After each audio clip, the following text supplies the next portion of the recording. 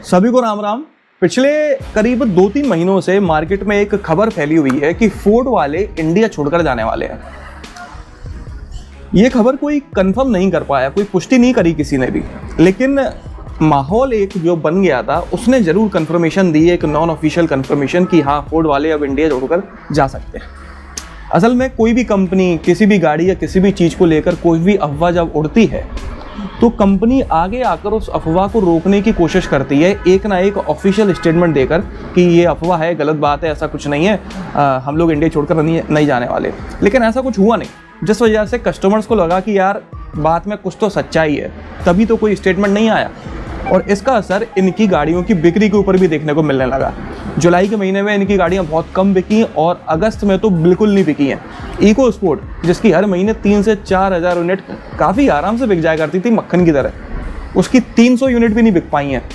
20th least selling car of अगस्त है। इसके अलावा फ्री स्टाइल, एस्पायर और फीगो, ये तीनों तो जाने कब से लीस्ट सेलिंग कार की लिस्ट में डली हुई हैं। बची कुची वो एंडेवर, उसकी 900 यूनिट्स बिकी हैं।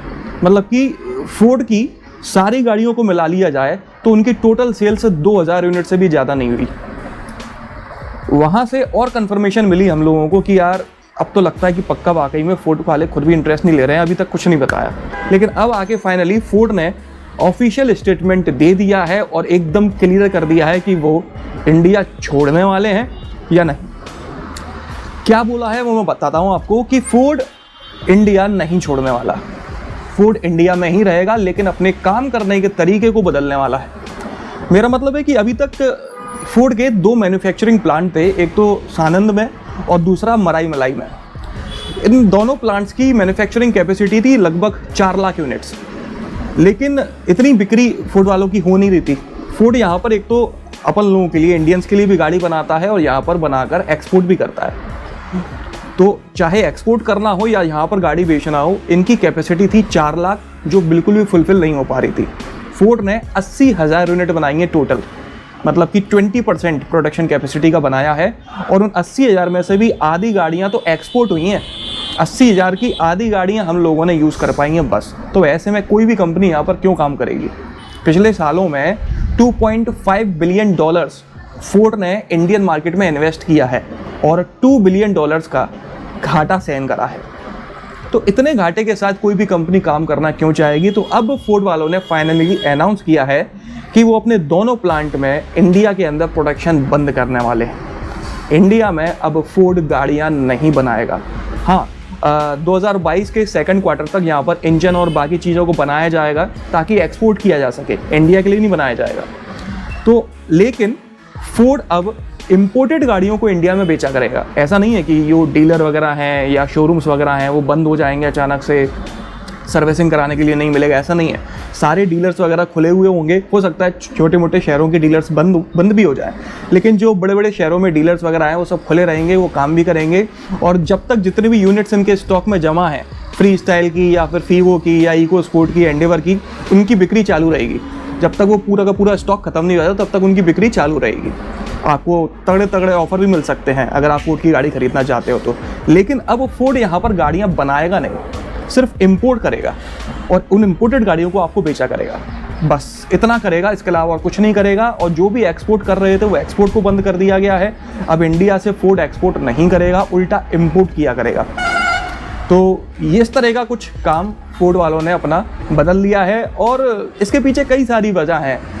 करीब 27 साल पुरानी कंपनी है ये इंडिया में। 1994 में ये इंडिया में आई थी। तब से लेकर अब तक कई सारी गाड़ियाँ इन्होंने इंडिया में लॉन्च करी हैं, उनके फेसलिफ्ट, नेक्स्ट जनरेशन सब लॉन्च करा है। लेकिन पिछले कुछ 3-4 साल से इनके सभी प्रोडक्ट्स आउटडेटेड हो चुके हैं, सबकी डिज़ाइन पुरानी हो चुकी है, सेगमेंट के हिसाब से वो कंपटीशन नहीं दे पाती हैं गाड़ियाँ। तो भला कोई भी उन गाड़ियों को क्यों खरीदेगा।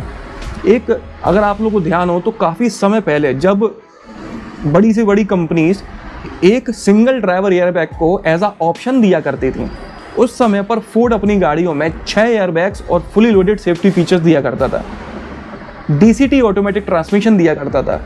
लेकिन लोगों ने कभी इनकी गाड़ियों को तवज्जो नहीं दिया। सेफ्टी के लिहाजे से काफ़ी अच्छा स्टैंडर्ड ये लोग मेंटेन करके रखते थे, लेकिन लोगों ने कभी उस चीज़ों को समझा नहीं और उस single driver airbag as a option मिलने वाली कंपनी की गाड़ियों को पेट भर के खरीदा। और आज ये है कि एक बहुत बढ़िया कंपनी जो काफ़ी कुछ कर सकती थी इंडियन मार्केट में, वो अब इंडिया से आधा अधूरा छोड़कर जाने वाली है। मेरा मतलब है कि यहाँ पर है लेकिन नहीं भी है। अब बात आती है कि अगर आप फोर्ड के कस्टमर हैं तो क्या आपको घबराना चाहिए? नहीं, फोर्ड इंडिया छोड़कर नहीं जाने वाला है, सिर्फ वो अपने काम करने के तरीके को बदलने वाला है। अगर आपके पास फोर्ड की गाड़ी है तो अभी भी आप अपने उसी ही सर्विस सेंटर पर जाकर सर्विस करा सकते हो। आपको स्पेयर पार्ट्स वगैरह या जो भी पार्ट्स है वो सब आपको अवेलेबल मिलेंगे पहले की तरह, उसमें कोई चेंज नहीं होने वाला। अगर जो बचे हुए स्टॉक की गाड़ियाँ अगर आप वो भी ख़रीदना चाहते हो तो आप वो भी खरीद सकते हो। लेकिन हाँ, इसमें कोई दो राय नहीं है, इसमें कोई डाउट नहीं है कि जिस तरह की सर्विस पहले मिला करती थी, जिस तरह की पार्ट्स अवेलेबिलिटी पहले थी, वो अब नहीं होगी। कहीं ना कहीं कुछ तो असर पड़ ही जाता है। ये सिर्फ कहने की बातें होती हैं कि असर नहीं पड़ेगा, हम एज अ फैमिली ट्रीट करेंगे, बट हाँ, कहीं ना कहीं कुछ तो असर आ ही जाता है। और ये चीज़ तो वो समझ सकते हैं जो शेवरोलेट के कस्टमर्स हैं, वो ये चीज़ काफ़ी अच्छी तरह से बता सकते हैं कि असल में क्या फ़र्क पड़ता है। शेवरोलेट गई थी, उसके 10 साल तक उन्होंने सर्विसेज प्रोवाइड करी थी और उसमें कस्टमर्स को क्या डिफरेंसेस लगे ये शेवरोलेट वाली बता पाएंगे। तो असर पड़ता है नो डाउट, लेकिन फोर्ड छोड़ के जाने नहीं वाली है, वो इंडिया में काम करने वाली है, तो हो सकता है उतना असर ना भी पड़े। तो फाइनली अगर आप फोर्ड की किसी गाड़ी को ख़रीदने का प्लान बना रहे हैं, जो भी स्टॉक में जितनी बची हुई है, तो थोड़ा सोचकर खरीदिएगा। मैं इतना ही बोलूँगा, क्योंकि मैं आपको कैसे रिकमेंड करूँ मुझे नहीं पता और ना ही मुझे लग रहा है कि मुझे रिकमेंड करना भी चाहिए। लेकिन हाँ, फोर्ड ने ऑफिशियली एश्योरिटी दी है कि वो सर्विसेज को सब अच्छी तरह से टैकल करेंगे।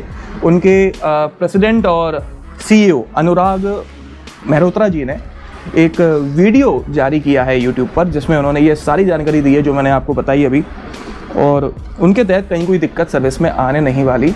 तो अगर आप गाड़ी ख़रीदना चाहते हो तो आप उनकी बात मान सकते हो। बाकी पता नहीं ये एक अच्छी खबर है या बुरी खबर है। इस तरह से कंपनीज अगर इंडिया छोड़कर जाएंगी तो पता नहीं कैसे काम चलेगा, क्योंकि फोर्ड एक बहुत बेहतरीन कंपनी थी। इसके एक से एक प्रोडक्ट्स हैं जो बाहर की मार्केट में लॉन्च होते हैं और अभी इस समय लॉन्च हैं और काफ़ी ज़्यादा बिकते हैं। पता नहीं क्यों इंडिया में इतनी बेहतरीन कंपनी फेल हो गई और लोगों ने बिल्कुल भी इसकी इंपॉर्टेंस नहीं समझी। इको स्पोर्ट का प्रोडक्ट ही क्यों ना ले लें, आप उसको कभी चला कर देखिएगा, आपको समझ में आएगा कि वो कितनी बेहतरीन गाड़ी है। समय रहते हैं इन लोगों ने उसको भी अपडेट नहीं करा, जिस वजह से उसकी बिक्री पर असर पड़ने लगा। कंपटीशन के हिसाब से अगर आप अपने प्रोडक्ट्स नहीं चेंज करोगे, अपनी पॉलिसीज़ नहीं चेंज करोगे, तो कैसे सर्वाइव कर पाओगे? कस्टमर्स ने तो आपको चलो रिस्पॉन्स दिया नहीं दिया एक अलग बात है, लेकिन आपने भी अपनी तरफ से चीज़ें अपनी अपडेट करके नहीं रखी, तो कस्टमर आपके पास आएगा भी क्यों?